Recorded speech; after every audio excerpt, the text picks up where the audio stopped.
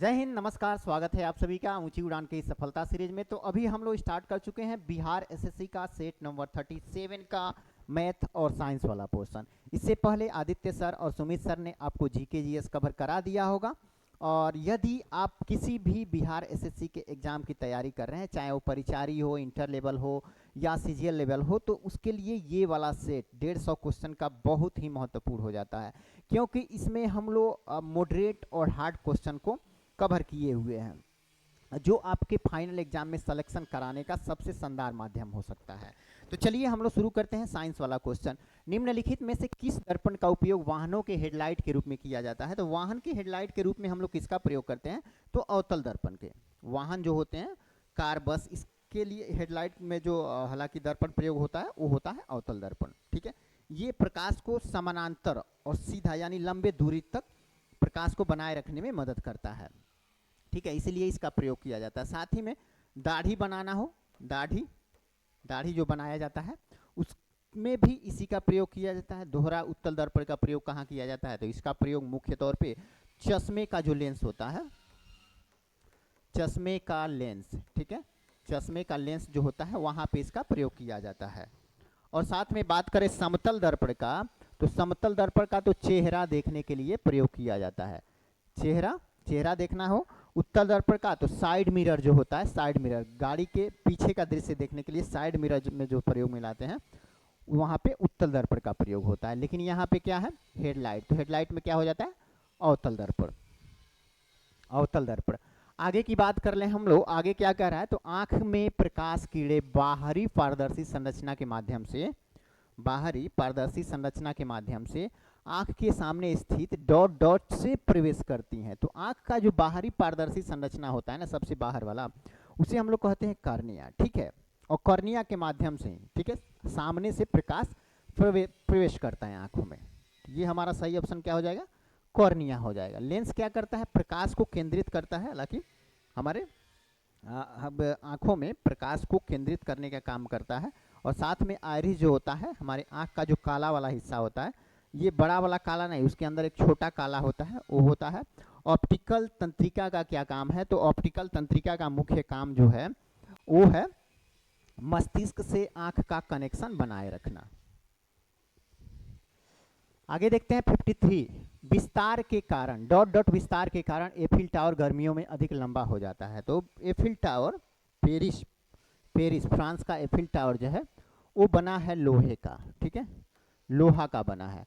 और गर्मियों में ताप के कारण ये इसका विस्तार होता है, लगभग 15 सेमी तक इसका विस्तार होता है। ये किसके कारण होता है? तापीय प्रसार के कारण। तो ऑप्शन ए हमारा सही हो जाता है। आगे देखते हैं हम लोग, दो बिंदु आवेशों के बीच आकर्षण या प्रतिकर्षण बल पर निम्नलिखित में से कौन सा नियम लागू होता है? तो यहाँ पे दो आवेशों की बात की जा रही है, दो आवेशों के, D1 और D2, और इसको हम लोग कहते हैं R, बीच के दूरी का R कहते हैं। ठीक है, बीच के दूरी को हम लोग कहते हैं R। तो इसके लिए हम लोग प्रयोग करते हैं किसका? कूलम्ब का नियम। कूलम्ब का नियम, इसमें क्या कहा जाता है?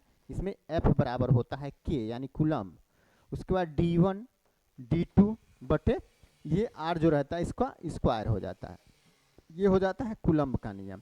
वहीं एक और दिया है न्यूटन का सार्वत्रिक गुरुत्वाकर्षण का नियम, वो सेम ऐसे ही रहता है जैसे इसमें होता है ना, F बराबर capital G m1 into m2 बटे R स्क्वायर। ठीक है, ऐसे ही फार्मूला पे ये भी डिपेंड रहता है। लेकिन यहाँ पे जो काम कर रहा है ना, दो पिंडों के बीच का गुरुत्वाकर्षण बल यहाँ पे दर्शाया जाता है, लेकिन यहाँ दो आवेशों के बीच का एक तरह से आकर्षण और प्रतिकर्षण बल को यहाँ पे दर्शाया जाता है।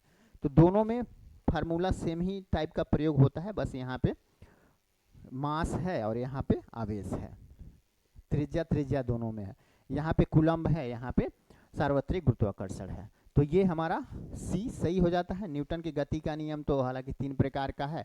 किरचॉफ का नियम तो हालांकि इससे संबंधित नहीं है। जड़त्व के बारे में सही कथन की पहचान करना है, तो जड़त्व के बारे में हम लोग सही पहचान कर लेते हैं। तो द्रव्यमान जितना अधिक होगा जड़त्व उतना ही अधिक होगा, ये सही है। ठीक है, यही सही है। सही कथन पूछ रहा है तो यही सही है, बाकी ये सही नहीं है। भार जितना कम होगा जड़त्व उतना अधिक होगा, नहीं होगा। भार कम होगा तो जड़त्व कैसे अधिक हो सकता है। द्रव्यमान जितना कम होगा जड़त्व उतना ही अधिक होगा, ये भी गलत है। तो द्रव्यमान जितना अधिक होगा जड़त्व उतना ही कम होगा, ये भी गलत है। आगे देखते हैं हम लोग, चमगादड़ किस प्रकार के ध्वनि तरंगों के परावर्तन का उत्सर्जन और अनुसंधान करके शिकार को खोजने और अंधेरी रात में उड़ते हैं। तो जो चमगादड़ चाहे शिकार को ढूंढना हो या रात में उड़ना हो, उसके लिए वो प्रयोग करता है पराध्वनिक, ठीक है, पराध्वनिक, पराध्वनिक तरंगों का प्रयोग करता है। पराध्वनिक तरंगे वो अपने मुंह और नाक से छोड़ता है और वो किसी वस्तु या शिकार से टकरा के वापस आती है। तो इससे उसको पता चल जाता है कि वो जो उसका शिकार है या कोई वस्तु है वो कितना बड़ा है, कितनी दूरी पे है, किस दिशा में है, वो किस गति से आगे बढ़ रहा है, ये सब इसको पता चल जाता है, जिससे इसे शिकार करने में आसानी होती है। ठीक है, पराध्वनिक तरंगे। ध्वनिक तरंगे क्या होती है, जिसे हमारा कान सुन सकता है। श्रव्य तरंगे भी इसे कहते हैं। ठीक है, 20 हर्ट्ज से 20 हर्ट्ज से लेके 20,000 हर्ट्ज तक की ध्वनि को हम लोग ध्वनिक में कहते हैं। और ये इतने के बीच, इतने हर्ट्ज के बीच जो ध्वनि है उसे हमारा कान सुन सकता है। इससे नीचे का भी ध्वनि हमारा कान नहीं सुन सकता, इससे बाहर का भी ध्वनि हमारा कान नहीं सुन सकता। अति ध्वनिक ये हमारा कान नहीं सुन सकता। अवध्वनिक, अवध्वनिक जो होता है वो 20 हर्ट्ज से कम होता है, जिसे हमारा कान नहीं सुन सकता। लेकिन कुछ जीव होते हैं जो इस ध्वनि को सुन सकते हैं, जैसे हाथी हो गया, हाथी के बाद गेंडा हो गया, साथ में व्हेल मछली जो होती है ये भी ये ध्वनि निकालती भी है और सुन भी लेते हैं। ठीक है, ये तीनों के तीनों। तो क्वेश्चन में पूछता भी है कि अवस्रव तरंगे यानी कि अवध्वनिक तरंगों को कौन से जीव सुन सकते हैं, तो ये सब के सब सुन सकते हैं। ठीक है, आगे देखते हैं हमारा नेक्स्ट क्वेश्चन क्या कह रहा है। तो चंद्रमा और सूर्य के कारण होने वाले ज्वार भाटे के बारे में कौन सा नियम स्पष्ट करता है, कौन सा नियम स्पष्ट करता है। ओके ओके ओके, ठीक है, 1 मिनट।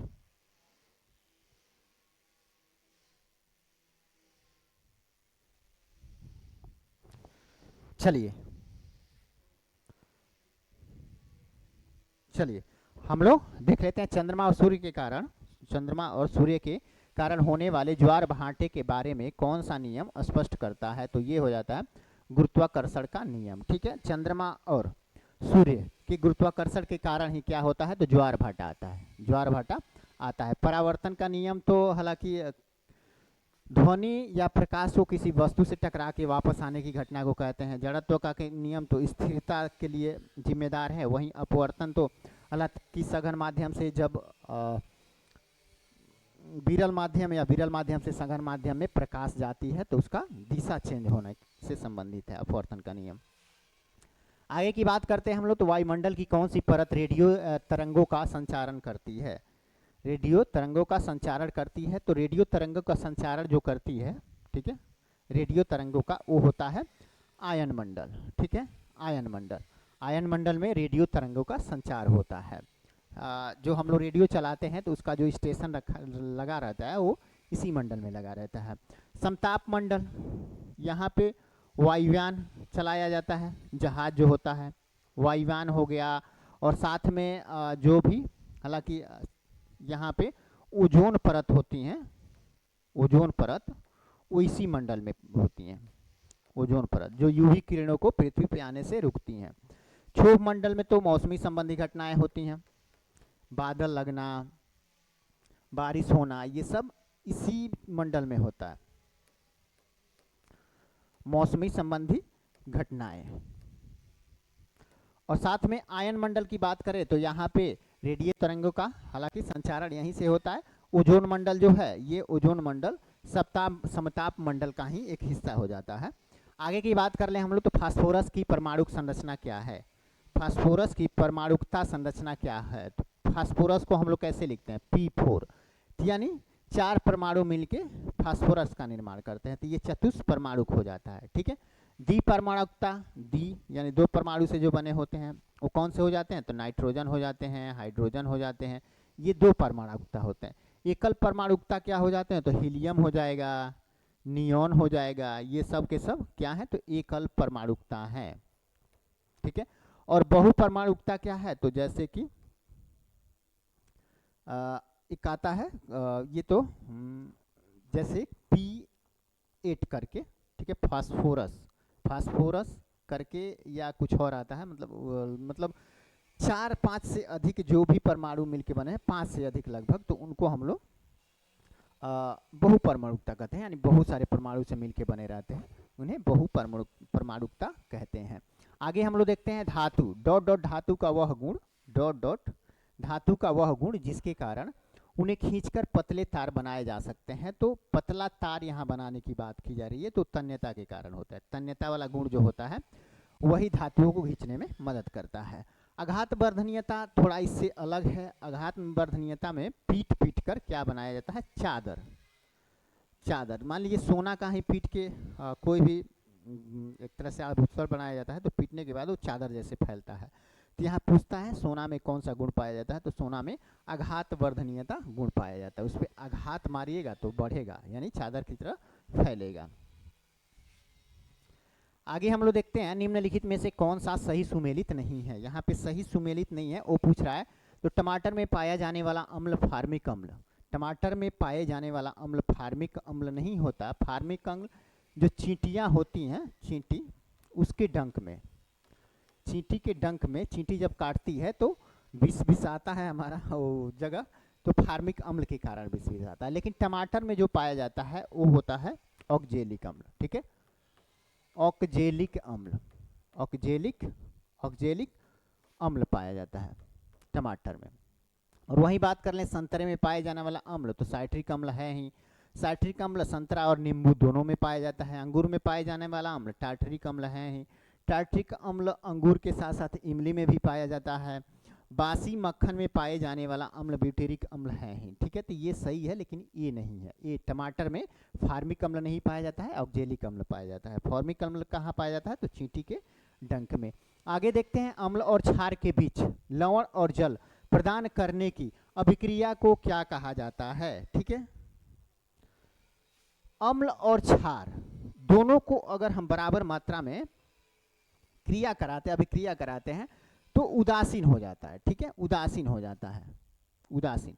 तो उदासीनीकरण अभिक्रिया इसको कहते हैं, जो उत्पादन के रूप में लवण और जल का उत्पादन करते हैं, ठीक है।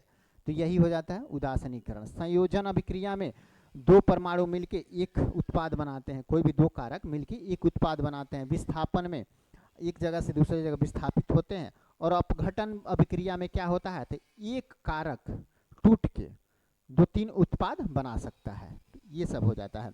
आगे देखते हैं नेक्स्ट क्या कर रहा है, निम्नलिखित में से किस तरल पदार्थ का पीएच सबसे अधिक होता है। यहाँ पे पीएच मान पूछ रहा है, किस पदार्थ का पीएच सबसे अधिक होता है। तो मानव रक्त का पीएच जो होता है वो होता है 7.4।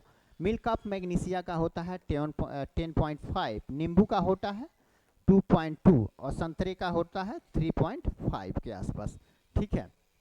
तो यहाँ पे कौन सबसे अधिक है, तो यही है मिल्क ऑफ मैग्नीशिया। इसका पीएच मान होता है 10.5। आगे देखते हैं नेक्स्ट क्वेश्चन हमारा कह रहा है धोवन सोडा, ठीक है, वॉशिंग सोडा का रासायनिक नाम और सूत्र क्या है। तो धोवन सोडा को हालांकि धोने का सोडा भी कहते हैं। इसका सूत्र हो जाता है, वो हो जाता है Na2CO3 डॉट कभी कभी 10H2O भी दे देता है, और नहीं देगा तो भी ये हो जाता है, ठीक है। तो ऑप्शन सी हो जाता है, वो धोवन सोडा है, ठीक है। इसे वॉशिंग सोडा भी या धोवन सोडा दोनों कहते हैं। सोडियम कार्बोनेट भी कहते हैं, सोडियम कार्बोनेट इसको रासायनिक नाम हो जाता है, वो हो जाता है सोडियम कार्बोनेट, सोडियम कार्बोनेट। और इसका फार्मूला होता है Na2CO3.10H2O, यानी यह CO3 ये खाने का सोडा होता है, उसे कहते हैं खाने का सोडा। इसे सोडियम बाइकार्बोनेट कहते हैं। ये कैल्शियम कार्बोनेट है, और ये ये पोटेशियम कार्बोनेट है, ये कैल्शियम कार्बोनेट है। आगे देखते हैं ग्लूकोज, जिसका फार्मूला C6H12O6 होता है, में कार्बन का भार प्रतिशत कितना है। इसका भार प्रतिशत, कार्बन ये हो गया, हाइड्रोजन और ये ऑक्सीजन है, तीनों मिला के ग्लूकोज का निर्माण करते हैं। तो इनका भार पूछ रहा है, तो सी यानी कार्बन का जो एक कार्बन का द्रव्यमान होता है, परमाणु द्रव्यमान, वो होता है 12 और टोटल 6 है, तो 12 छक्के 72 हो गया ये। हाइड्रोजन का परमाणु भार होता है 1, टोटल इसकी संख्या है 12, तो ये 12 कम में 12 हो जाएगा, ठीक है। और वहीं ऑक्सीजन का परमाणु द्रव्यमान जो होता है वो होता है 16 और इसकी संख्या कितनी है 6, 16 छक्के 96, 96 टोटल अगर जोड़ लें हम लोग तो कितना हो जाएगा 180 हो जाएगा। अब 180 में कार्बन की मात्रा जो है वो है 72, तो परसेंटेज में पूछा है तो परसेंटेज निकाल लेंगे हम लोग। एक जीरो से एक जीरो कट्टी, 18 चौको 72 और ये जीरो, यानी कि 40% इसमें क्या रहता है तो कार्बन रहता है, ठीक है। ग्लूकोज में 40% कार्बन रहता है। वहीं पूछे तो हाइड्रोजन कितना रहता है तो ये इसका परसेंटेज निकाल लेंगे, और पूछ ले ऑक्सीजन तो ये रख के ऊपर निकाल लेंगे, बाकी हो जाएगा। आगे हम लोग देखते हैं, निम्नलिखित में से किस विटामिन को साइनोकोबालामिन भी कहा जाता है। साइनोकोबालामिन, विटामिन B1 को तो हम लोग थायमिन कहते हैं, ठीक है। विटामिन B6 को पायरोडॉक्सिन कहते हैं, पायरोडॉक्सिन। विटामिन B12 को ही हम लोग साइनोकोबालामिन कहते हैं, साइनोकोबालामिन। और विटामिन B3 को पेंटिथेनिक कहते हैं, ठीक है। तो यहाँ पे क्या पूछा हुआ है साइनोकोबालामिन, तो ये विटामिन B12 हो जाएगा। और ध्यान रखिएगा हमारे शरीर के यानी यकृत में मात्र और मात्र विटामिन B1 में यही एक विटामिन है जो यकृत संग्रहित कर सकता है।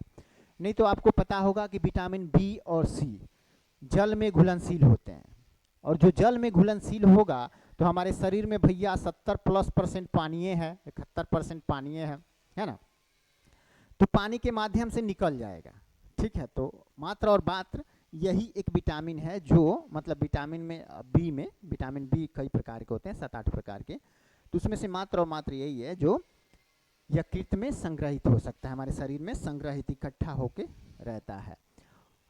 ओलियोगमरेजिन, जिसे हिंग भी कहा जाता है, ठीक है, निम्नलिखित में से किससे प्राप्त किया जाता है तो एक पौधा होता है फेरुला, फेरुला, इसकी मसूला जड़ होती है, ठीक है, उसके सूखे लेटेक्स से प्राप्त होता है। 5 से 6 साल तक इस पौधे को बोने के बाद 5 से 6 साल बाद क्या किया जाता है तो इसकी जो जड़ें होती हैं, ठीक है, जड़ें जो होती हैं, जड़ें यहाँ पे इसको छील दिया जाता है।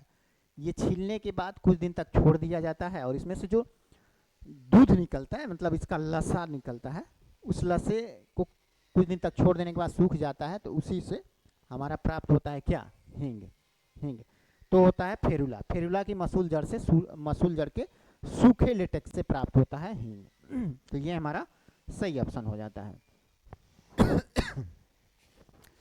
आगे देखते हैं हम लोग स्वस्थ त्वचा, ठीक है।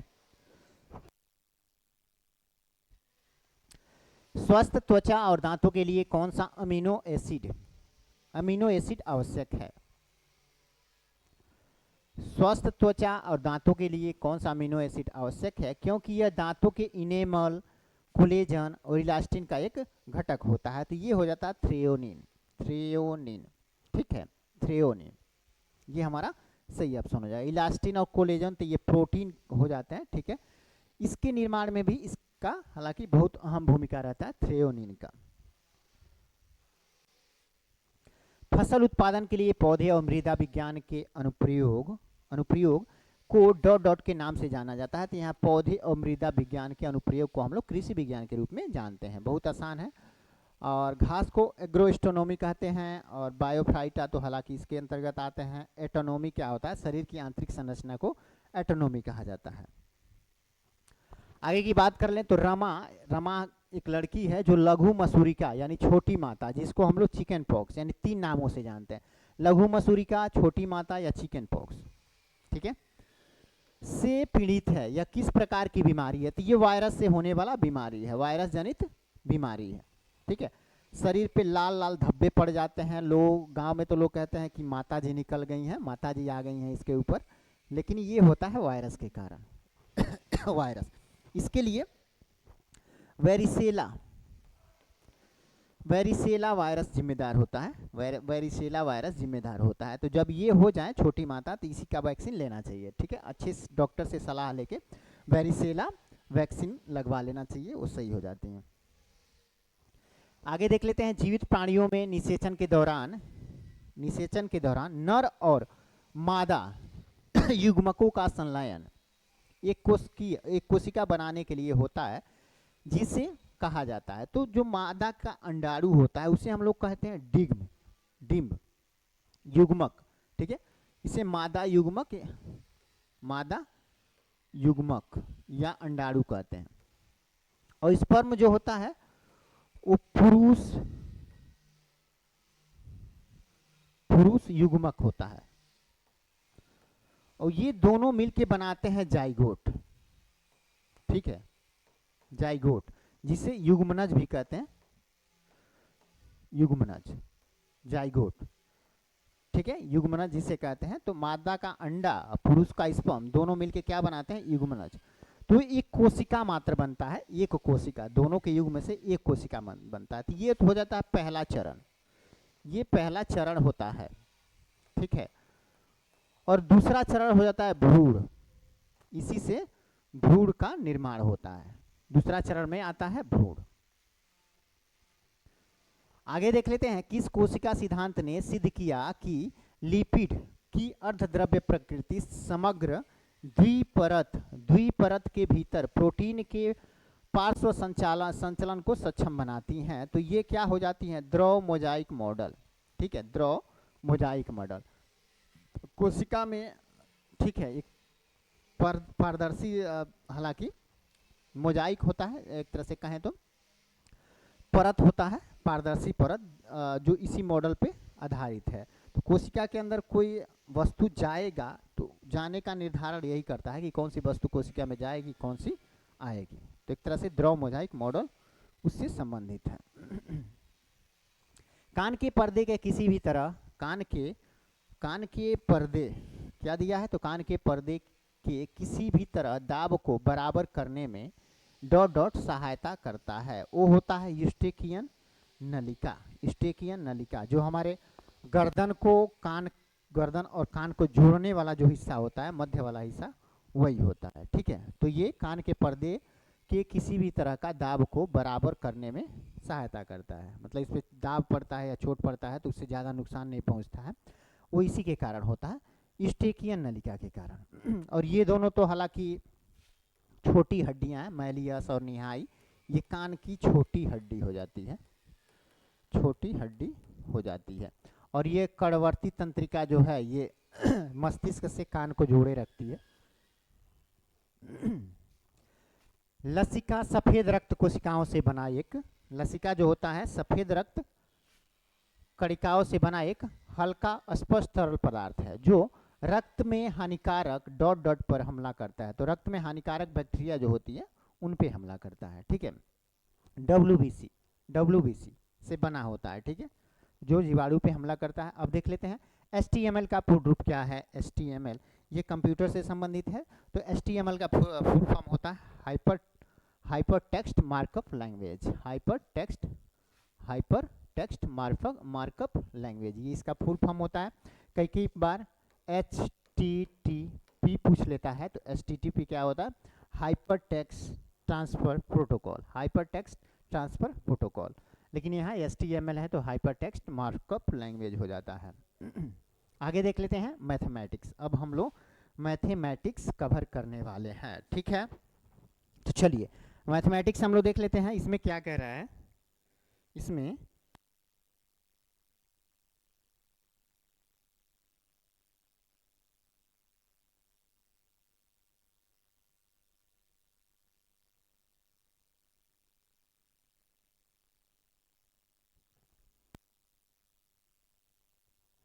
इसमें क्या कह रहा है इस क्वेश्चन में, तो एक सभागार में इतना विद्यार्थी इस प्रकार बैठे हैं कि एक पंक्ति में उतने ही विद्यार्थी हैं जितने की सभागार में पंक्तियां हैं, ठीक है। यानी एक पंक्ति में उतने ही व्यक्ति हैं जितने सभागार में पंक्तियां हैं, ठीक है, ऐसे। तो इसके लिए बहुत सिंपल तरीका है इसका, ये देख लेंगे कि किसका वर्ग है, ठीक है, वर्ग, यानी यहाँ पे स्पष्ट कर दिया है कि जितने लोग पंक्ति में बैठे हैं उतना ही लाइन भी होना चाहिए, यानी कि जिसका भी ये वर्ग होगा वो हमारा आंसर हो जाएगा। तो ये किसका वर्ग है? तो 83 का वर्ग है। 83 का वर्ग निकाल के देख लीजिएगा। वर्ग निकालने का तरीका सिंपल होता है, a square plus 2ab plus b square, दो अंकों का कोई भी हो तो इसी पे निकाल लेते हैं। तो इसको ए मान लेते हैं, इसको ए, इसको बी, तो ए स्क्वायर 3 3 9, 9 इधर लिख देते हैं। उसके बाद 2ab, 8 3 24, 24 दूनी 48, 48 का 8 लिख देते हैं और 8 4 हाथ में रखते हैं अपने, ठीक है। फिर बी, 8 8 64 और 4 68, ऐसे स्क्वायर निकाल लेते हैं। तो 6 8 8 9 किसका स्क्वायर है? तो 83 का, ठीक है। 83 हमारा सही आंसर हो जाएगा। आगे देखते हैं हम लोग आवर्ती 0.2 36 पे आवर्ती को साधारण भिन्न के रूप में निरूपित कीजिए। तो इसको सिंपल तरीका है सिंपल तरीका है, क्या करते हैं हम लोग इसमें हम लोग क्या करते हैं, तो ये सिंपल सा लिखते हैं, इसे पूरा का पूरा लिख देते हैं 2 3 6, और जिस पे ये आवर्ती नहीं है उसको इसमें से घटा देते हैं, ठीक है। तो कितना बचेगा? 236 में से 2 घट जाए तो 234, ठीक है। और बटे में क्या करते हैं, जितने पर आवर्ती है उतना 9 लिख देते हैं, और जितने पे आवर्ती नहीं है दशमलव के बाद, ठीक है, तो उसका हम लोग 0 लिख देते हैं। ऐसे ही हमारा क्वेश्चन आ जाता है। अब इसका मिनिमम रूप हम लोग देख लेते हैं क्या हो जाएगा। तो अगर 4 3 7 2 9, यानी 9 से कट जाएगा, 9 9 9 दूनी 18, 5 बचेगा, 9 छक्के 54, ये 26 बार में 9 से कट गया, ये 111 9 99, 110 बार में कट जाएगा। फिर ये 2 से कट जाएगा यानी 55 बार में, और ये 13 बार में। तो हमारा आंसर क्या आ जाएगा? 13/55, 13/55 किस में है? ऑप्शन डी में दिया हुआ है, ऑप्शन डी में दिया हुआ है। आगे देखते हैं हम लोग, यदि दो संख्याओं का योग इतना है, दो संख्याओं का योग इतना है और उसका महत्तम समापवर्तक इतना है, तो निम्नलिखित में से कौन सा युग्म सही है? तो देखिए, मान लेते हैं हम कि दोनों संख्याओं में से पहली संख्या क्या है? तो 43x है और दूसरा 43y है, 43y है। यहाँ दिया हुआ है यदि दो संख्याओं का योग, तो दोनों संख्या तो ये मान लिए और उसका योग है 43 या 430, यही है। अब इसमें से हम लोग 43 क्या करेंगे? कॉमन ले लेंगे, तो कितना बचेगा? x प्लस वाई बराबर 430। अब देखिए, ये तो इधर आएगा तो बटे में चला आएगा, तो इससे ये कट जाएगा कितने बार में? तो 43 से 43 कटी 10 बन जाएगा, यानी यहाँ पे x प्लस वाई कितना आ गया? 10 आ गया। अब x प्लस वाई को हम लोग ऐसे तोड़ेंगे कि दोनों का योग 10 हो जाए, दोनों का, और साथ ही में वो सह अभाज्य होना चाहिए, सह अभाज्य। तो सह अभाज्य वाला मात्र और मात्र दो संख्या बचती है, जैसे एक हो जाता है 3 + 7, यही हो जाता है, लगभग यही हो जाता है 3 7, ये अभाज्य है, ठीक है, भाज्य नहीं है। तो यही है, दोनों का योग कर ले तो 10 हो जाता है। अब देखिए, x को मान लेते हैं 3 और y को मान लेते हैं 7, इसको तोड़ने के बाद यही आ रहा। तो अब इनको 43 से गुणा कर देंगे, 43 से 3 बार में गुणा करेंगे, 43 से 3 का गुणा करेंगे तो आ जाएगा कितना? 129, और फिर 43 को ही हम लोग कितने से? 7 से गुणा कर देंगे, तो 7 3 की 21, 7 चौको 28, 29 30, कितना आ जा रहा? 301। तो 29 301 किस में है? तो वो मात्र और मात्र बी में दिया हुआ है, ठीक है, बी में दिया हुआ है।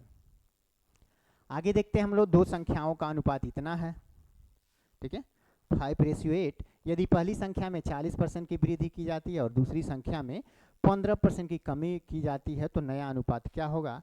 तो देखिए, 5 मान लेते हैं पहली संख्या 5 है, इसमें हम लोग 40% का वृद्धि कर देंगे, यानी 140/100 हो जाएगा। और दूसरी संख्या कितनी है? 8 है, 8 है, इसमें कितना कमी करना है? तो 15 कमी करना है, तो यानी 100 में से 15 85 हो जाएगा, 85/100। अब इसको हम लोग कट कर देते हैं, ये 100 से ये 100 कट्टी, ठीक है, 5 से ये 17 बार में कट जाएगा, ठीक है, और ये 4 दूनी 8 हो जाएगा, और 4 तिहाई 12, और 4 पचे 20, 35 से कट जाएगा, कट गया। ठीक है, अब तो कटेगा नहीं, तो यहाँ पे क्या हो जाएगा, 35 रेशियो 17 दूनी 34 निकल के आ गया। यही 35 34 किस में है, ऑप्शन बी में दिया हुआ। ठीक है,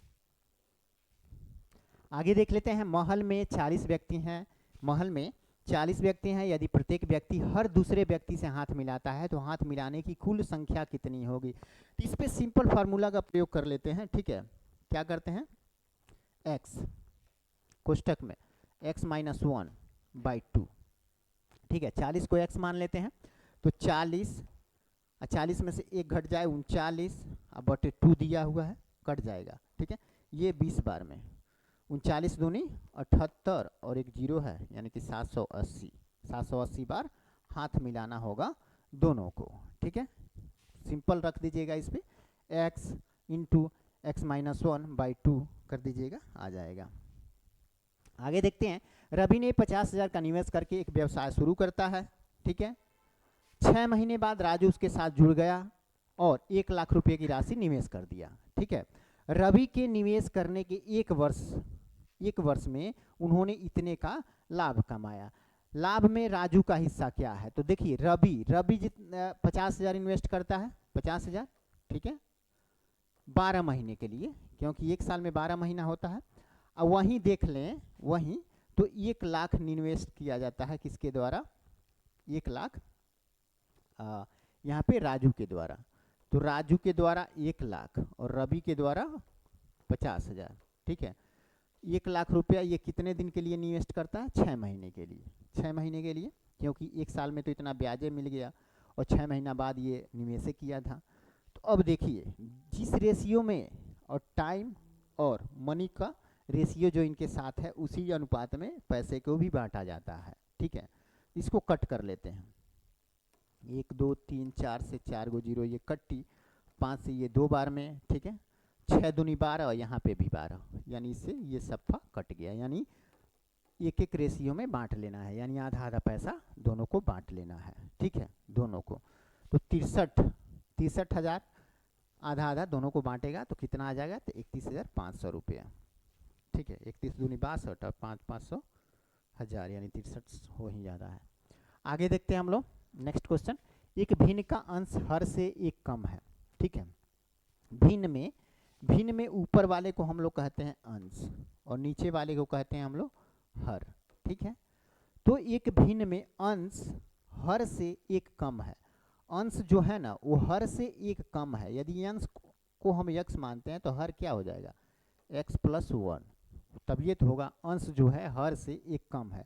तो हर ये हो गया, इससे एक कम ये होना चाहिए, तब ये तो x + 1 इसको किए हैं। ठीक है, यदि हर में 6 जोड़ दिया जाए, हर ये है, हर में ही जोड़ना है ना, नहीं अंश में 6 जोड़ दिया जाए, अंश में 6 जोड़ दिया जाए तो भिन्न कितना हो जाता है, 5/4, 5/4। अब इसको सॉल्व कीजिए, आपका आंसर आ जाएगा। तिर्यक गुणा कर लेना है दोनों का, तिर्यक गुणा।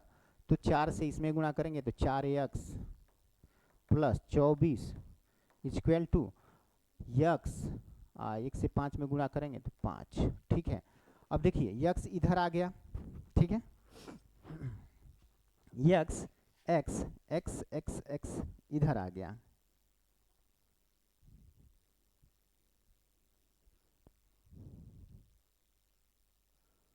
ठीक है, 24 इधर चला गया। कहीं तो हम लोग कुछ गलती कर रहे हैं क्या। यदि अंश में 6 जोड़ दिया जाए तो भिन्न 5/4 हो ही जा रहा है, तो ये हो जा रहा है। ठीक है, 6 4 और 6 चौको 24, x + 5। ठीक है, इधर लाते हैं तो यहाँ पे हो जाएगा 3x, 24 इधर चला गया तो 24 उधर जाएगा तो माइनस में हो जाएगा, यानी कि 5 19 हो जाएगा, 19। ठीक है, 19। यहाँ पे कुछ हम लोग एक बार और इसे करते हैं। ठीक है, यहाँ पे एक भिन्न का अंश हर से एक कम है। भिन्न का अंश हो गया और यहाँ पे हर हो गया। ठीक है, यहाँ पे कह रहा है एक भिन्न का अंश हर से एक कम है, तो अंश यहाँ पे x मानते हैं तो ये हो जाएगा x + 1। अब क्या कह रहा है, यदि अंश में 6 जोड़ दिया जाए प्लस 6 कर दिया जाए, यहाँ पे तो 1 है ये है, तो कितना हो जाएगा 5/4 के बराबर हो जाएगा, 5/4 के बराबर।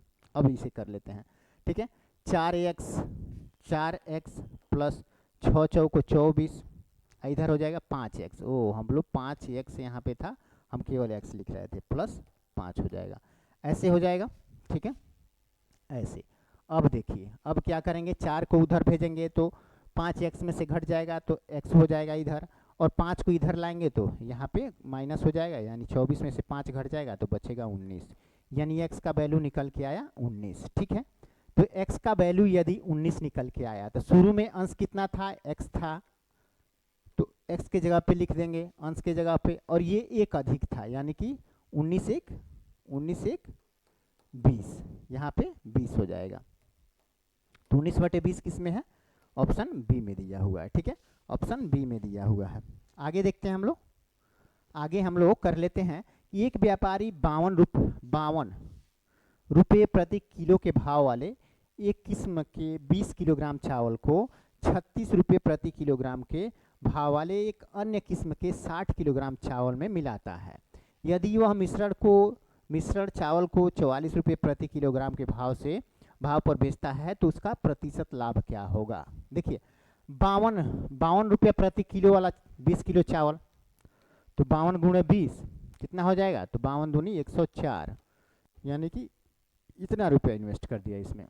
फिर 36 रुपया प्रति किलो 60 केजी है, 36 गुणे 60 कर देंगे तो कितना हो जाएगा, 6 के 36 और 36 18 3 21, इतना हो जा रहा है, दोनों का योग कर दे तो 6 6 10 2 3 3200 आ रहा है, ठीक है, यानी 3200 इन्वेस्ट कर दिया इसमें। और बेचने के बाद देखो 44 रुपये प्रति केजी बेच रहा है, टोटल कितना है, एक 20 केजी है, कहाँ पे गया 20 केजी है, और एक 60 केजी, यानी टोटल 80 केजी, 80 केजी बेचा तो कितने पैसा निकला उसका, तो 8 चौको 32 और 8 चौको 32 और 3 35, ठीक है, इतना इन्वेस्ट कर रहा है, इतना उसका निकल रहा है, इतना मनी इन्वेस्ट किया और बेचने के बाद उसके पास इतना आया, तो कितना फायदा आया, कितना, यानी 32 3 35 320 रुपया फायदे में है। तो 320 रुपया कितने में फायदे में है, तो 3200 में, तो 3200 लगाया और 3520 पाया, तो 320 फायदा हो गया, ठीक है। तो इसको परसेंटेज में चेंज कर लेंगे हम लोग, 2 0 से 2 0 कटी, 32 से ये 32 कट गया, यहाँ पे बचा 10, यानी 10% हमारा सही आंसर आ जाएगा। 10% किस में है, ऑप्शन ए में दिया हुआ है, ऑप्शन ए में 10% दिया हुआ है। आगे हम लोग देखते हैं नेक्स्ट क्वेश्चन हमारा क्या कह रहा है, तो यहाँ पे दिया है 1/1 गुणे 4 1/4 गुणे, यानी 3 का अंतर सम में देखने को मिल रहा है, 1 4 4 3 7 7 3 10, ये इसमें एक फार्मूला देखिए, इसमें एक फार्मूला यूज होता है 1/n n+3, यही होता है, ठीक है, n+3, तो जितना अंतर होता है ना उतना हम लोग कमा ले लेते हैं, तो 1/3 कमा ले लेंगे, इसको हम लोग तोड़ देंगे, फिर तो इसको हम लोग लिख देंगे 1/1 माइनस 1/4, फिर इसको हम लोग लिख देंगे दूसरे वाले को प्लस 1/4 माइनस 1/7, फिर प्लस 1/7 माइनस 1/10, ऐसे ही चला जाएगा, ऐसे ही चलता चला जाएगा आगे भी, ठीक है।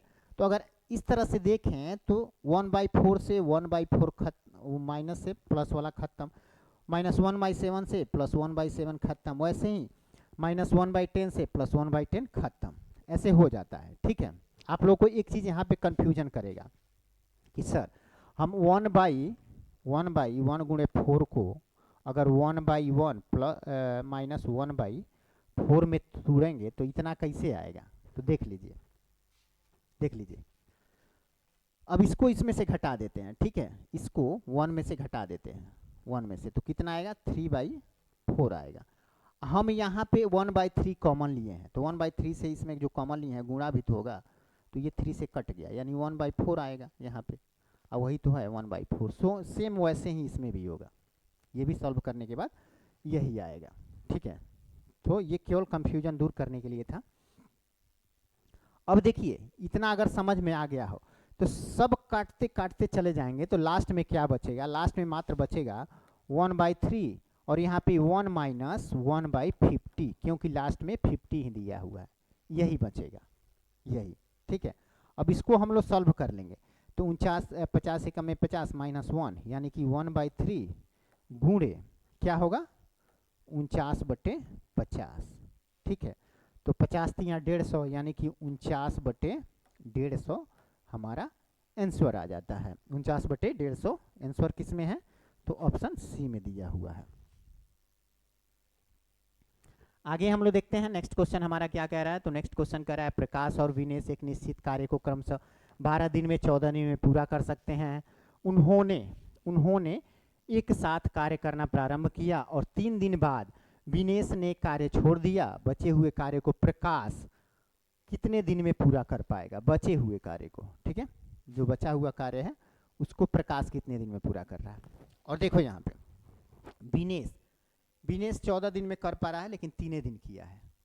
तो यहाँ पे 3 दिन तो दोनों साथ किए हैं, 3/14 प्लस 12 है। ठीक है, 12 है पहले, यानी प्रकाश द्वारा 3/12 और यहाँ पे 3/14 यही है।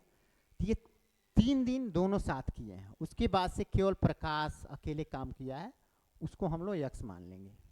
तो 3 + x/12 ये प्रकाश का कार्य है और विनेश तो 3 ही दिन कार्य किया है, तो यहाँ पे लिख लिया। अब दोनों को सॉल्व कर देंगे, हमारा आंसर आ जाएगा। दोनों का एलसीएम इसका हो जाएगा 84। ठीक है, 14 और 12 का एलसीएम 84 हो जाएगा। 12 × 7 = 84 या 7 × 3 = 21 यहाँ पे लिख लिए और फिर प्लस 7x हो जाएगा। फिर यहाँ पे 14 × 6 = 84 या 6 × 3 = 18, इतना आ गया। अब 21 18 जोड़ेंगे तो कितना हो जाएगा 39 और प्लस 7x और इसको इक्वल टू में लिख सकते हैं ऐसे 84 हो जाएगा। अब 39 को उधर लेके जाएंगे तो माइनस में हो जाएगा, तो 7x = 84 माइनस 39, तो 14 में से 9 जाए 5 और यहाँ 7 में से 3 जाए तो 4 यानी 45। तो यहाँ पे 7x = 45 आ रहा है, तो x बराबर हम लोग इसे 45/7 कर देंगे, हमारा आंसर आ गया। ठीक है, आंसर किस में है 45/7, तो ऑप्शन ए में दिया हुआ है। ठीक है, ऑप्शन ए में दिया हुआ है। आगे हम लोग देखते हैं नेक्स्ट क्वेश्चन हमारा क्या कह रहा है। तो एक टंकी को 3 पाइप एबीसी द्वारा 4 घंटे में भरा जाता है। पाइप सी पाइप बी से दुगुना है। ए बी सी, यहाँ देखिएगा पाइप सी जो है पाइप बी से दुगुना है, पाइप सी पाइप बी से दुगुना है।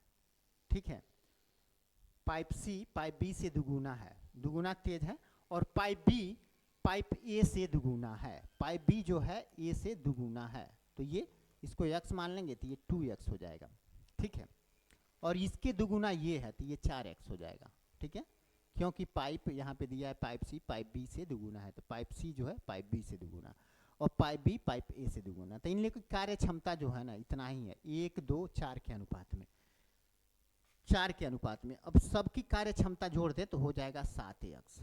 1 2 1 3 4 3 7x, 7x कार्य क्षमता है। कितने दिन में कर रहे हैं, तो 4 दिन में।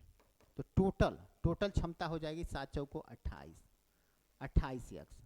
अब 28x, इसमें 28x टोटल क्षमता है और पाइप ए द्वारा टंकी को भरने में कितना समय लगेगा, तो इसके क्षमता के अनुसार तो क्षमता 1 है, तो 1 से भागा दे देंगे x से, तो x से x कटी, यानी कि 28 घंटे लग जाएंगे इसका। तो 28 घंटे किस में है, तो ऑप्शन डी में दिया हुआ है। ठीक है, और वहीं पूछता बी का तो 2 से भागा देते 14 घंटा हो जाता, सी का पूछता तो 7 घंटा हो जाता। ऐसे करके इसको सॉल्व कर लेना है। आगे देखते हैं, एक चोर ने एक पुलिसकर्मी को 150 मीटर की दूरी से देखा। चोर तुरंत 13 किलोमीटर की चाल से भागने लगा।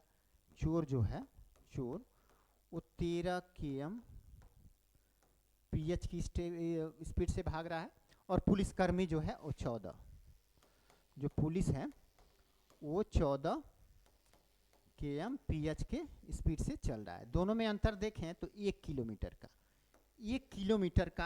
1 किलोमीटर प्रति घंटा अंतर आ रहा है। ठीक है, ये 13 किलोमीटर प्रति आवर दौड़ रहा है, ये 14 किलोमीटर प्रति आवर। ठीक है, तो यहाँ देख लीजिए पीछा कर रहा है, यानी 14 किलोमीटर चाल से उसका पीछा कर रहा है। तो 6 मिनट के बाद उनके बीच की दूरी ज्ञात करना है। ठीक है, तो हमने निकाल लिया कि चोर और पुलिस के बीच की दूरी है 150 मीटर। ठीक है, चोर 13 किलोमीटर प्रति घंटा के रफ्तार से दौड़ रहा है और वहीं सिपाही जो है और 14 किलोमीटर प्रति घंटा की रफ्तार से दौड़ रहा है। तो पूछा जा रहा है कि 6 मिनट के बाद उसके बीच की दूरी कितनी होगी, उनके बीच की दूरी।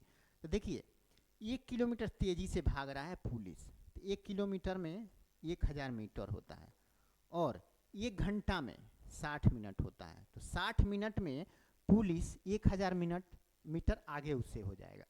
तो यहाँ पे तो 6 मिनट दिया हुआ है। ठीक है, 6 मिनट के बाद उनके बीच की दूरी, तो 6 मिनट में ये कितना दूरी तय कर पाएगा, यानी 60 मिनट में 1000 दूरी तय कर रहा है 1000 मीटर, तो 6 मिनट में कितना मीटर तय कर पाएगा। तो इसको सॉल्व करेंगे तो हो जाएगा 6 से 6 कट्टी, यानी 100 मीटर और उसके नज़दीक आ गया।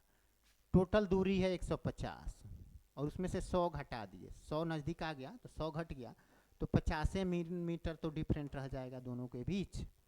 ठीक है, जो हमारा आंसर हो जाएगा जो आंसर हो जाएगा। आगे हम लोग देखते हैं निम्नलिखित में से कौन 4 और 8 दोनों से विभाज्य है। 4 और 8 दोनों से विभाज्य कौन सा हो जाता है, तो भैया 4 और 8 से विभाज्य का नियम है कि इन दोनों का जो एलसीएम होगा उसी से विभाज्य। ठीक है, तो 4 और 8 का एलसीएम तो 8 होगा, जो संख्या 8 से विभाज्य होगी वो इन दोनों से विभाज्य होगी। तो कौन सी संख्या हो जाती है, तो लास्ट वाला 3 अंक 8 का नियम ही है कि लास्ट का 3 अंक यदि 8 से विभाजित हो जाता है तो समझो वो अंक 8 से विभाजित है, कितना ही बड़ा अंक हो। अगर लास्ट का 3 8 से विभाजित हो जाता है तो वो 8 से विभाजित हो जाएगा। तो मात्र और मात्र यही है। ठीक है, और बाकी सब 8 से नहीं विभाजित होंगे। 8 कम में 8, 8 3 के 24, यही विभाजित हो पाएगा उससे। आगे हम लोग देखते हैं ए और बी ऐसी संख्याएं हैं कि ए बी से 40%, ए बी से 40% अधिक है। ए बी से, बी को 100 मानते हैं तो ये हो जाएगा 140, क्योंकि ए बी से 40% अधिक है। यदि ए को 20% घटा दिया जाए, ए से यदि ए को 20% घटाया जाता है तो ये जो 140 है, 140 का 20% घटाएंगे यानी कि 80% उसका कितना होगा, तो 2 जीरो से 2 जीरो कटी, 14 वठे 112। ठीक है, यहाँ पे ए को 20% से घटाया जाता है और बी को 38% से बढ़ाया जाता है। तो 100 है 38%, 138 हो जाएगा। ठीक है, बढ़ाया जाता है। तो ए और बी के कुल मूल्य में कितने प्रतिशत की वृद्धि हुई, तो ए और बी पहले कितने थे, तो 240 हो रहे थे, अब कितने हो गए, दोनों को जोड़ लें तो दोनों कितने हो जाएंगे, 112, 138, 250। कितने की वृद्धि हुई है, 240 में 50 यानी 10 की वृद्धि हुई है। अब 10 को यहाँ लिखेंगे, शुरुआती वाला नीचे लिखेंगे। ठीक है, और इसको परसेंटेज में चेंज कर देंगे। ठीक है, देखो 1 जीरो से 1 जीरो कट्टी, 24 चौको 96, 4.16 आएगा। ठीक है, 4.1 ऑप्शन बी में दिया हुआ है, ऑप्शन बी में। आगे हम लोग देखते हैं नेक्स्ट क्वेश्चन हमारा क्या कह रहा है। तो नेक्स्ट क्वेश्चन कह रहा है कि इतना इतना को इसके आवर्ती दशमलव के रूप में बदलें। तो भाई आवर्ती दशमलव में बदलने के लिए जैसे हम लोग आवर्ती दशमलव को भिन्न में बदलते हैं तो क्या करते हैं, देखो यहाँ पे सबसे पहले तो नीचे का अंक देखा जाता है कि 3 को 9 है ना, तो ऊपर वाले 3 पे आवर्ती लगेगा, 1 पे नहीं लगेगा, 1 पे नहीं लगेगा, और जिस पे नहीं लगेगा उसको इसमें जोड़ देंगे उसको इसमें जोड़ देंगे, फिर ये हट जाएगा। ठीक है, तो देखो 7 8 9, 3 पे 9 है तो 3 पे आवर्ती लगा दिए। ठीक है, 7 8 9 3 पे आवर्ती लग गया, और 7 को इसमें जोड़ेंगे, जिस पे आवर्ती नहीं लगा है उसके बाद दशमलव लगेगा, सॉरी दशमलव नहीं, दशमलव तो 0 के इसके बाद होगा। ठीक है, 0.7 रहेगा, ठीक है, ऐसे रहेगा। और यहाँ पे क्या है, 8 है, 8 है। अब ये 7 को इधर ले जाके प्लस कर देते हैं, प्लस कर देंगे, हमारा आंसर आ गया। अब इसको प्लस करेंगे तो कितना हो जाएगा, 7900, यानी 7893 है, और 7 जोड़ दिए तो 7900 हो जाएगा। 3 पे ही हमको आवर्ती रखना है, और यहाँ पे दशमलव 0 के बाद होगा, यहाँ पे क्या क्या हो जा रहा है, 0.7900 इतना आ जा रहा है, इतना, और इस पे 3 पे आवर्ती रहेगा, 1 पे आवर्ती नहीं रहेगा। किसमें है, ऑप्शन बी में दिया हुआ है, ऑप्शन बी में दिया हुआ है। आगे देखते हैं हम लोग, आगे हमारा क्या कह रहा है। तो एक वस्तु को इतना में बेचने पर जेम्स द्वारा, एक वस्तु को इतना में बेचने पर जेम्स द्वारा अर्जित प्रतिशत लाभ उस वस्तु को 1500 में बेचने पर हुई प्रतिशत हानि के बराबर है। यानी इतना में बेच रहा है तो जितना लाभ हो रहा है, इतना में बेचेगा उतना ही हानि हो जाएगा, ठीक है। तो पहले इसको निकाल लेते हैं, उसका मूलधन। इतना में बेच रहा है तो जितना लाभ हो रहा है, इतना में बेचेगा उतना ही हानि हो जाएगा। तो दोनों का अंतर कितना हो जाएगा, 1920 और 1500 घटा देंगे तो 0 2 420, ठीक है, 420। अब इसका आधा कर देते हैं, वो हो जाएगा 210। अब देखो 1500 में 210 जोड़ोगे तो मूलधन आ जाएगा, या इसमें से 210 घटा दोगे तो भी सेम ही आएगा, दोनों में कोई भी कर लो। तो हम इसमें इसको जोड़ देते हैं, तो 1500 में 210 को जोड़ेंगे तो हमारा आ जाएगा 1710, इतना आ गया। ये हमारा क्या हो गया, मूलधन हो गया, ठीक है, मूलधन हो गया।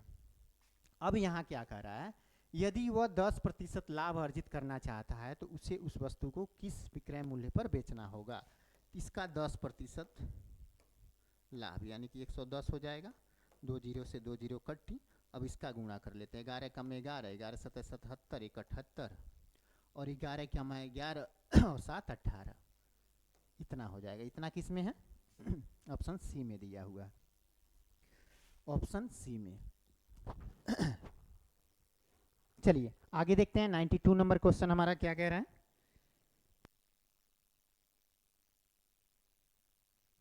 92 हमारा कह रहा है, जॉन ने अंकित मूल्य पर 25% छूट पर एक लैपटॉप खरीदा।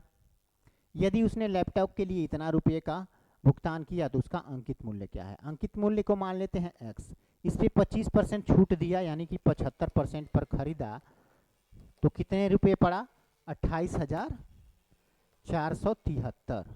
अब इसको हम लोग कट कर देंगे, ठीक है, ये 3 बार में, ये 4 बार में, 3 से ये 3 9 27 और 3 चौको 12, 3 9 27, 3 एकम में 3, 4 से इसको गुणा करते हैं, 4 एकम में 4, 9 चौको 36 के 6, और 4 चौको 16, 3 19, और 9 चौको 36 1 37, इतना आ जाएगा, ठीक है, 37,964, यानी उसका क्रय एक तरह से वस्तु का अंकित मूल्य निकल के आता है। कितना, 37,964 किस में है, 37,964 इसमें है, ऑप्शन डी में। आगे हम लोग देखते हैं 93 नंबर क्वेश्चन हमारा क्या कह रहा है। तो इतना को एक पूर्ण वर्ग बनाने के लिए उसमें जो सबसे छोटी प्राकृतिक संख्या जोड़ी जाए वह कौन सी है। ओके, 1212 को एक पूर्ण वर्ग बनाने के लिए उसमें जो सबसे छोटी प्राकृतिक संख्या जोड़ी जाए वह कौन सी है। तो भैया इतना के जस्ट बाद किसका स्क्वायर हो सकता है, किसका पूर्ण वर्ग हो सकता है, तो वो होता है 35 का, ठीक है, 35 का स्क्वायर करके देखिएगा, आएगा 1225। तो 1225 से ये कितना कम है, मात्र 13 कम है, तो 13 जोड़ देंगे तो ये वर्ग आ जाएगा, हमारा सही आंसर हो जाएगा। आगे देखते हैं हम लोग, एक परीक्षा में उत्तीर्ण होने के लिए अधिकतम अंक कितना चाहिए, 33% चाहिए, 33% प्राप्त करना आवश्यक है। कुछ छात्र को 130 अंक मिले, एक छात्र को 130 अंक मिले और 35 अंकों से अनुत्तीर्ण हो गया। भैया 130 मिला और 35 अंक से अनुत्तीर्ण हो गया, दोनों को जोड़ दें तो 100 आ जाएगा 65। ये कितने के बराबर है, 33% के बराबर हो गया ना, क्या कि यहाँ शुरू में दिया है 33% प्राप्त करना आवश्यक है, किसके लिए, उत्तीर्ण होने के लिए। तो 130 अंक पैबे किया और 35 अंक से वो अनुत्तीर्ण हुआ है, तो दोनों को जोड़ दिए तो 165, जो 33% के बराबर है। तो इसका 100% कितना होगा, 100%, 165/33 कर देंगे और गुणे 100 कर देंगे तो हमारा आंसर निकल के आ जाएगा। ठीक है, इसको कट करिए तो 11 तिया 33 और ये 11 15 बार में 11 से कट जाएगा, 3 पचे 15, यानी कि ये गुणा कर दिए तो 500 हमारा आंसर आ गया। ठीक है, 500 आंसर आ गया। आगे देखते हैं हम लोग, एक स्थिर बहती नदी में एक नाव धारा की दिशा में 12 किलोमीटर प्रति घंटा की चाल से एक निश्चित दूरी तक जाती है और फिर उसी दूरी को विपरीत दिशा में 24 किलोमीटर प्रति घंटा की चाल से तय करती है। कुल यात्रा के लिए औसत चाल ज्ञात करना है। यानी मान लो ए से बी तक 12 किलोमीटर प्रति घंटा से जाती है और वापस 24 किलोमीटर प्रति घंटा से आता है, सेम दूरी। ठीक है, तो ये औसत निकालना है। तो यहाँ पे ये केवल दिया हुआ है ना कंफ्यूज करने के लिए, यहाँ पे हम लोग सिर्फ ये वाला फार्मूला यहाँ पे अप्लाई कर देते हैं, 2ab बटे a प्लस बी। ए को पहले को a मान लेते हैं तो a बराबर 12 हो जाएगा, तो यानी 2 गुणे 12 गुणे 24 बटे 12 प्लस 24 कितना हो जाएगा, 36 हो जाएगा। ठीक है, तो 12 तियाई 36, 3 बटे 24 और 8 दूनी 16, यानी उसका औसत एवरेज 16 km प्रति हावर्स हो जाएगा। वो किस में है, ऑप्शन डी में दिया हुआ है। आगे हम लोग देखते हैं, नेक्स्ट क्वेश्चन हमारा कह रहा है कि दो बैंक ए और बी ने क्रमशः इतना प्रतिशत और इतना प्रतिशत वार्षिक दर से, दो बैंकों ए और बी ने इतना प्रतिशत और इतना प्रतिशत वार्षिक दर से ऋण की पेशकश की। रमेश ने प्रत्येक बैंक से 2 लाख रुपए की राशि उधार ली। रमेश द्वारा 2 वर्ष के बाद दोनों बैंकों को चुकाया गया साधारण ब्याज की राशियों का घनात्मक अंतर कितना है। भैया दोनों दो ये लाख रुपया दे रहा है, ठीक है, 2 वर्ष के लिए, लेकिन एक दे रहा है 4.5 पे, एक दे रहा है 5.5 में, अंतर तो सिर्फ 1% का है, 1% का। तो 2 लाख का 1% कितना हो जाएगा, तो 2 अंक के बाद दशमलव लगा देंगे तो 1% हो जाएगा। ठीक है, तो 1 साल का हुआ 2000, 1 साल का 2000 रुपये का अंतर हुआ, तो 2 साल यहाँ दिया हुआ, ठीक है, यहाँ 2 साल दिया हुआ, 2 वर्ष बाद दोनों बैंकों का दिया हुआ, तो 2 से गुणा कर दिए, यानी कि 4000 का अंतर हो जाएगा ना। 4000 किस में है, ऑप्शन बी में दिया हुआ है। चलिए आगे देखते हैं हम लोग। आगे हमारा क्वेश्चन क्या कह रहा है, 100 प्रेक्षकों का औसत इतना है, 10 प्रेक्षकों का औसत इतना है। बाद में यह पाया गया कि एक प्रेक्षक को त्रुटिवश 142 के स्थान पे 42 पढ़ा गया। ठीक है, 142 पढ़ना था लेकिन पढ़ लिया 42, यानी 100 का अंतर आ गया। तो 100 को 10 में बांट देंगे तो कितना बांटेंगे, 100 को 10 में बांटेंगे बराबर बराबर, तो 10 को बढ़ाना होगा सब में। तो पहले था 46, अब 10 को बढ़ गया, कितना हो गया 56, तो वही तो निकालना है। सही औसत ज्ञात करें, तो सही औसत क्या हो जाएगा 56, ऑप्शन डी।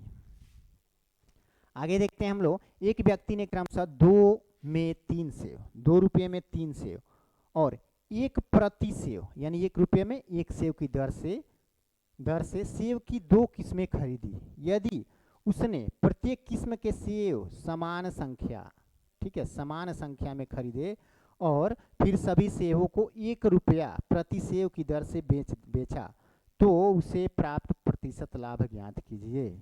देखो 2 रुपये में 3 सेव और 3 रुपये में 3 सेव, क्या कि 1 रुपये में 1 सेव मिल रहा है, तो यहाँ तो समान संख्या है ना, तो 2 रुपये में 3 गो सेव हो गया, 3 रुपये में 3 सेव, यानी समान संख्या में दोनों खरीद लिया, यानी लगाया 5 रुपया और मिला 6 गो सेव। यहाँ पे दिया हुआ है 1 रुपया प्रति सेव की दर से बेचा, तो 6 गो सेव है तो 6 रुपया में ना बेचेगा, 5 रुपया में खरीदा है 6 रुपया में बेच दिया, यानी 1 रुपया फायदा हो गया। कितना पे, 5 रुपया पे। परसेंटेज में चेंज कर लेते हैं, 5 20, यानी 20% इसको फायदा हो गया, है कि नहीं, 20% फायदा हो गया। चलिए आगे देखते हैं 99 नंबर। 1 वर्ष पहले साकेत और तिलक, 1 वर्ष पहले साकेत और तिलक की आयु का अनुपात इतना है, ठीक है, 1 वर्ष पहले की बात किया जा रहा है, ध्यान रखिएगा। 4 वर्ष बाद, 4 साल बाद यह अनुपात 6:7 हो जाता है। तो साकेत की वर्तमान आयु ज्ञात करना है। तो 1 वर्ष पहले कितना है 5x, एक का है 6x। अब देखो 4 साल बाद और 1 साल हो, दोनों मिला के 5 साल हो गए। 5 साल बाद उनका अनुपात कितना हो गया 5:6। अब इनका तिर्यक गुणा कर देते हैं, ठीक है। 5 के 30, 30x बटे 6×25 इक्वल टू 6×25